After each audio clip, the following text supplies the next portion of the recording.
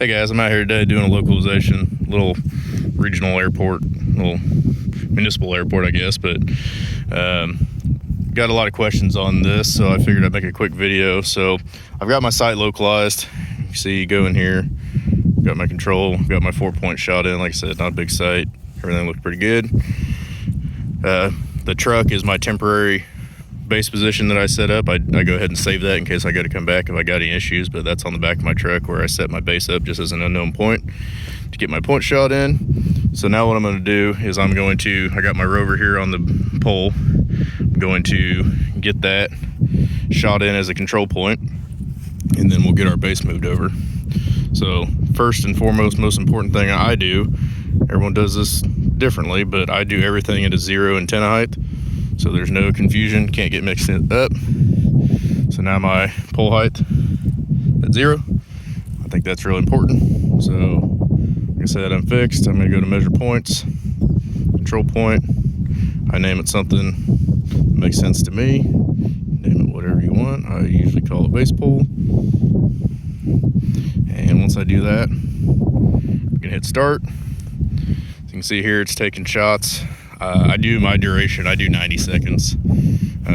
I've seen guys do 10 seconds, I've seen guys do 5 minutes. 90 seconds has worked well for me, giving me good results, so I stick with it. An extra 60 seconds isn't gonna hurt you even if it's cold or hot. So once we get this point shot in, we'll now have a known point that we can take and transfer our base off the back of my truck over there. And we'll move it over here to this pole, and we'll start it up using our GPS base setup and just let it know it's on our base pole position instead of our truck position. Once I do that, I'll connect my rover back up and go hit a couple control points, make sure everything is checking in nice and looking good, and should be good to go. But what I like about that, you'll see here, we'll just go ahead and let this finish out, is we'll have local coordinates. And what I'll do is after I get this all shot in, I'll stake this around this pole with some do not disturb stakes, and I'll also put a stake that has the local coordinates, radio channel, so on and so forth. Makes, if anyone else rolls in here, make their life a little bit easier.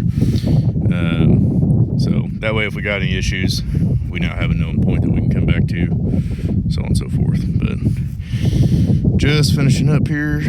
See, our residuals are staying nice and tight. We're wide out in the open right now. Pretty easy little site.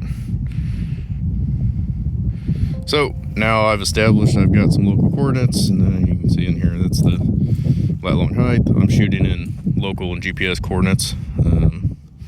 I guess I'll just show that real quick. I get a question on that every now and then. If you go into options, you can see here you can do local coordinates only, local GPS, and then off a known datum projection, or you can get geoid and stuff in there too.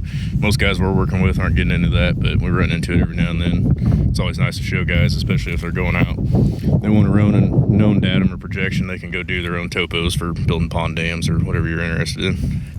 So now that I got that, I've got, if you go into control points, you can see I now have a control point for my base pole. I typically, once I like everything and make sure everything's good, I'll go ahead and delete the temporary truck position out of there. But I always, like I said, I always leave that until I recheck my control and make sure I like it. And so I'm gonna go get the base now and get that set up on here and make sure everything's good to go.